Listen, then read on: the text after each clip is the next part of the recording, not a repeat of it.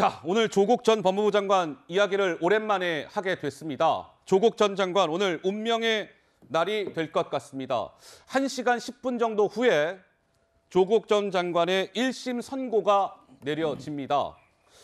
그런데요, 보시면 조국 전 장관 2020년 5월에 일단 이런 얘기를 한 바가 있었습니다. 고통스러운 시간이었다. 이렇게 얘기합니다. 한번 들어보시죠. 제가 법무부 장관으로 지명된 후에 저를 최종 목표로 하는 검찰의 전방위적 저인망 수사가 있었습니다. 마침내 기소까지 되었습니다. 고통스러운 시간이었습니다. 검찰이 왜곡하고 과장한 혐의에 대해서 사실과 법리에 따라 하나하나 반박하겠습니다. 오랜 시간이 걸릴 것입니다. 그렇지만 지치지 않고 싸우겠습니다. 자, 그런데 지금 조국 전 장관이 받고 있는 혐의가 자녀 입시 비리, 유재수 감찰 무마 등등해서 11개 혐의를 받고 있다고 하고 검찰은 일전에 조국 전 장관에 대해서 징역 5년을 구형한 바가 있었습니다. 그에 대한 법원의 오늘 1심 판단이 나오는 것이죠. 그런데 김유정 의원님, 이게 기소가 된 지 3년 2개월 만에 지금 1심 선고가 나오는 건가요? 그러니까요. 잊어버리고 있을 정도입니다. 그러니까요. 예.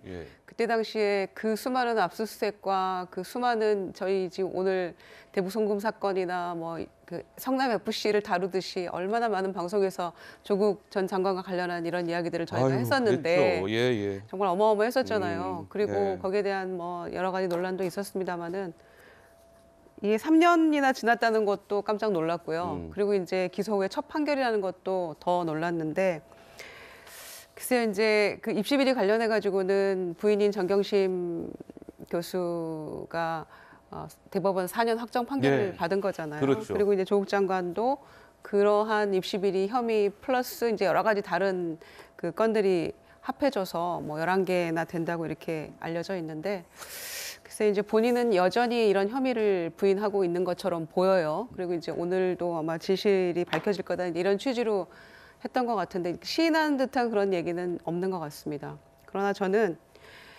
조국 사태 때문에 우리 그 민주당이 정권을 넘겨주게 된 결정적 요인 중에 하나였다고 저는 생각을 하거든요. 그런 점에서 왜 본인이 이런 그 문제에 부딪혀서 지금 1심 재판 결과를 남겨둔 이런 상황에서조차 반성의 기미가 없는가, 이 부분에 대해서 왜 시인하지 않는가, 여기에 대해서 좀 안타까운 마음이 들고요.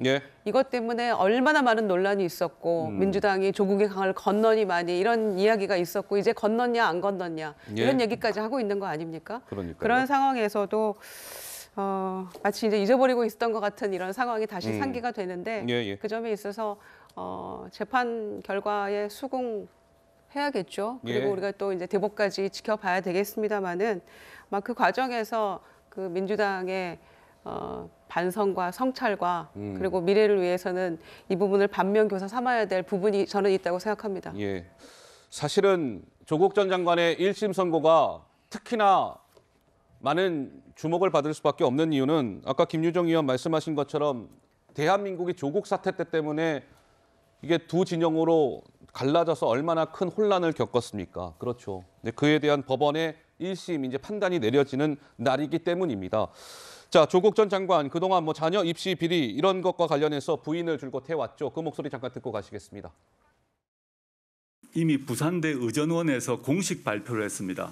그 장학금의 지급에 전혀 불법이 없었다라는 점을 발표했다는 걸 확인해 보시면 될 것 같습니다. 한 과목 F를 받아서 낙제를 했는데 저희 아이가 학교를 그만두려고 했기 때문에 격려 차원에서 줬다라고 그분이 말씀하시고 계신 걸 제가 보았습니다. 서울대 공익인권법센터 인턴십 관련 서류를 제가 만들었다는 오늘 보도는 정말 악의적입니다.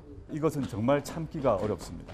청문회 등에서 여러 번 말씀드렸지만 저희 아이는 공익인권법센터에서 인턴을 했고 센터로부터 증명서를 발급받았습니다. 자, 조국 전 장관이 받고 있는 혐의는 11개. 정경심 부인, 정경심 교수는 대법원에서 징역 4년이 확정돼서 지금 이제 수감 생활을 하고 있죠. 그런데 보니까 정경심 교수 같은 경우도 1심에서 징역 4년이 선고돼서 법정 구속이 됐었더라고요. 근데 오늘 그의 남편 조국 전 장관 1심 선고가 내려지게 되는 겁니다. 박원석 의원님, 뭐 어떻습니까? 일각에서는 뭐 법정 구속 얘기도 나오던데 조심스럽긴 하지만 뭐 어떻게 보세요? 뭐 가능성을 아예 배제하기는 어렵죠. 일단 구형량이 5년이고 혐의가 11가지나 되는 데다가 어허. 조국 교수는 그 어떤 혐의도 지금 인정을 안 하고 있어요. 그 예. 혐의 일체를 부인하는 상황이어서 만약 재판부가 유죄의 심증을 갖고 있다면 개전의 정이 없다 이렇게 판단해서 예. 양형을 무겁게 하거나 아니면 법정 구속을 하거나 그럴 가능성도 있거든요. 흔히 이제 재판에서 있는 일인데 예.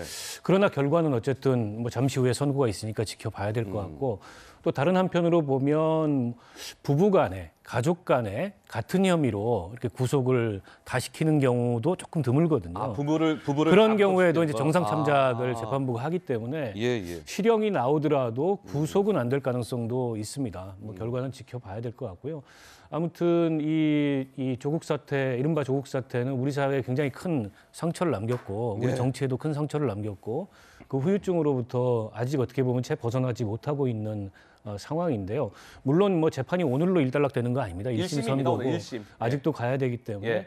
그러나 어쨌든 이번 오늘 재판을 계기로 예. 당사자인 조국 교수도 그렇고 우리 정치권도 그렇고 좀 되돌아봐야 될 대목들이 여러 가지가 있지 않을까 싶습니다. 근데 이거 왜 이렇게 늦어진 거예요, 박 의원님? 기소된 지 3년 아무래도 2개월 만인가 그만큼 그렇다는데. 법정 공방이 굉장히 치열했다는 거죠. 그래요? 네, 서로 오. 증거를 가지고 굉장히 많이 다퉜을 거고 야. 또 혐의가 많다 보니까 예. 증거 조사에도 시간이 오래 걸렸을 거고 그렇지 예. 않을까 싶습니다. 알겠습니다. 3년 2개월 만에 1심 선고가 내려집니다. 한번 결과를 이제 오후 되면 뭐 속보 같은 게 뜨지 않을까 싶습니다.